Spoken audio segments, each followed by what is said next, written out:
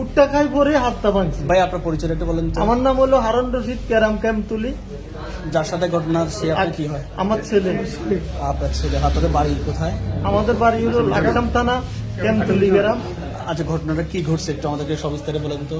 আমার বাচ্চার হাত ভাঙি গেছে, খেলতে যায়। যাওয়ার পরে পরে এখানে আমি অ্যাপসের কাগজটা নিয়ে আসছি। এখানে কোথায়? ডাক্তার সাহেবের কাছে। পরে উনি বলছে যে আমিও পারি। হাসপাতাল ফোন দিতে আছে, কি হয়েছে? কয় এরা তো অপারেশন করিয়ে লাগবো, এখন অপারেশন কি উডারে নিতে আছে। আমার পোলাই তো বাপ বাপ বলে চলছে, আর আব্বু কো, আমার ভাইয়া কো, আমার নানা কো, এদেরকে বলি বলি স্বীকৃতি দিতে আছে, খুবই স্বীকৃতি দিতে আছে। যে এরা বলছে যে না সমস্যা না, এরা আইলে আইক না, আমরা ঢুকাই, সমস্যা নাই। পরে ভিতরে ঢুকে 2টার দিকে ঢুকেছে বলে ভিতরে আমরা আইসি ওরা 3টা 3:30টার দিকে আইসি, আর আমরা ভিতরে তো বাইর করে না।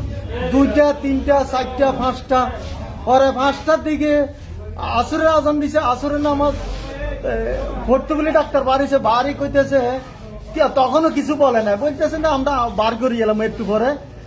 অন জ্ঞান ফিরে না, জ্ঞান ফিরলে আমরা বাচ্চারা বাইর করি এলাম। হ্যাঁ, ডাক্তারের নাম কোন? ডাক্তার নাম জানেন না? মারি গেছিলেন। ডাক্তারের নাম আচ্ছা কোন বার করছে তারপরে? অর্থাৎ ডাক্তারে বলছে যে একটু পরে জ্ঞান ফিরলে এরপরে বাইর করবি, এই বলি বলি আর 3-4 ঘন্টা কোনো খবর নাই। এরপরে পরে হট করে কইতেছে একটা অ্যাম্বুলেন্স ডাকেন।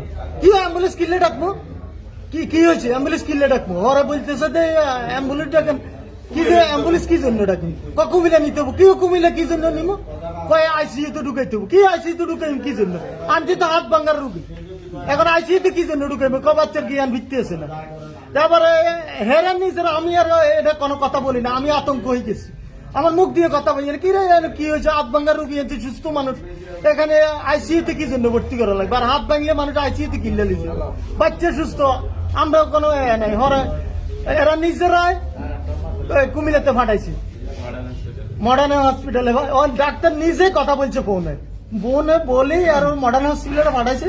আর ইয়ানি মডার্ন হসপিটাল জেনে পরিচালক চেয়ারম্যান, উনি আমার বলে নিয়ে গেছে ভিতরে ঢুকেবার সাথে সাথে উনি সিরে টিরে দেখছে। আমিও অবশ্য কবার গাড়ির মধ্যে সিরে দেখছি, আমি দেখলাম তো হলার হাত বই ঠান্ডা হয়ে গেছি। মারা গেছে আরো অনেক আগে, হাত বই ঠান্ডা হয়েছে। আমি বলছি যে বাচ্চা তো আমার মারা গেছে, আপনারা কি জন্য মডেলের মধ্যে আনছেন বা ইয়ানো কি জন্য পাঠাইছেন? এরা বলছে না আছে বাচ্চা জ্ঞান ফিরে সমস্যা।